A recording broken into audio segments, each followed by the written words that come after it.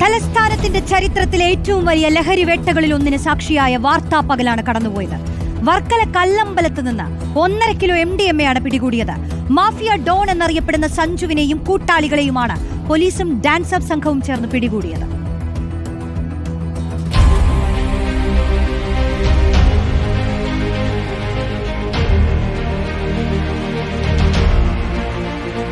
സംസ്ഥാനത്തെ തന്നെ ഏറ്റവും വലിയ മയക്കുമരുന്ന് വേട്ട.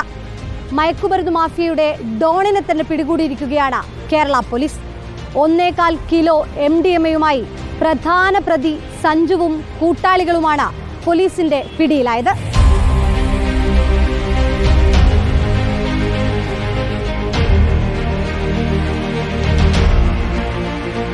ഈ കാണുന്ന ഈന്തപ്പഴപ്പെട്ടിയാണ് പ്രതികൾ മയക്കുമരുന്ന് കടത്താനുള്ള വഴിയാക്കിയത്. അതായത് ഈ ആദ്യ ലെയറിൽ ഈന്തപ്പഴം ഉണ്ടായിരുന്നു, അതിന് തൊട്ട് നടുവിലായി ഈ മയക്കുമരുന്ന് വെച്ച കവർ വെക്കുന്നു, അതിൻ്റെ വശങ്ങളിലും മുകളിലുമൊക്കെ ഈന്തപ്പഴം വെച്ച കവർ ചെയ്യുന്നു. അങ്ങനെ ഒരു തരത്തിലും സംശയം തോന്നിക്കാത്ത വിധത്തിലായിരുന്നു അവരുടെ ക്രമീകരണം ഉണ്ടായിരുന്നത്.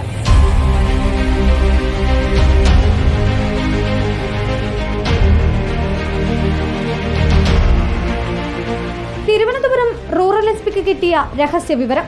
പിന്നാലെ പോലീസും ഡാൻസ് അപ്പ് ടീമും സജ്ജം. 3-ാം തീയതി മസ്കറ്റിലേക്ക് പോയ സഞ്ജുവും കുടുംബവും തിരിച്ചെത്തുന്ന സമയം പുറത്ത് നിരീക്ഷണമൊരുക്കി പോലീസ് സംഘം. ഈ കാണുന്ന ഇന്നോവ കാറിലാണ് സഞ്ജുവും കുടുംബവും നന്ദുവും കയറിയത്. തൊട്ടു പിന്നാലെ വന്ന പിക്കപ്പ് വാനിലാണ് ഈ സാധന സാമഗ്രികളെല്ലാം ഇവർ വെക്കുകയും ചെയ്യുന്നത്. ഏതായാലും ഇവരെ കൂട്ടാനായി എത്തിയ 2 പേരെയും പോലീസ് പിടികൂടിയിട്ടുണ്ട്.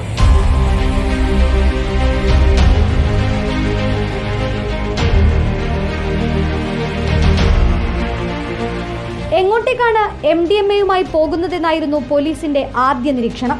പിന്നാലെ വാഹനത്തെ പിന്തുടർന്ന കല്ലമ്പലം ജംഗ്ഷൻ വരെ എത്തി. ഇവിടെ നിന്നും വാഹനം തടഞ്ഞ പരിശോധന നടത്തി. നീണ്ട പരിശോധനയിലാണ് പെട്ടിയിലുള്ള ഈന്തപ്പഴവും ഈന്തപ്പഴത്തിനകത്തെ മയക്കുമരുന്നും കണ്ടെത്തിയത്.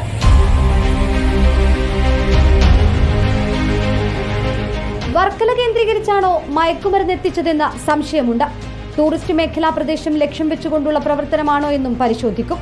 അതേസമയം ഈ കണ്ണിക്ക് പിന്നിൽ കൂടുതൽ പേരുണ്ടോ എന്നും പോലീസ് അന്വേഷിക്കുന്നുണ്ട്. നേരത്തെയും നിരവധി മയക്കുമരുന്ന് കേസുകളിലെ പ്രതിയാണ് സഞ്ജു. 2023 കല്ലമ്പലം ഞെക്കാട് വളർത്തുനായ്ക്കളെ കാവലാക്കി ലഹരിക്കച്ചവടം നടത്തിയ കേസിലെ പ്രതി കൂടിയാണ് സഞ്ജു.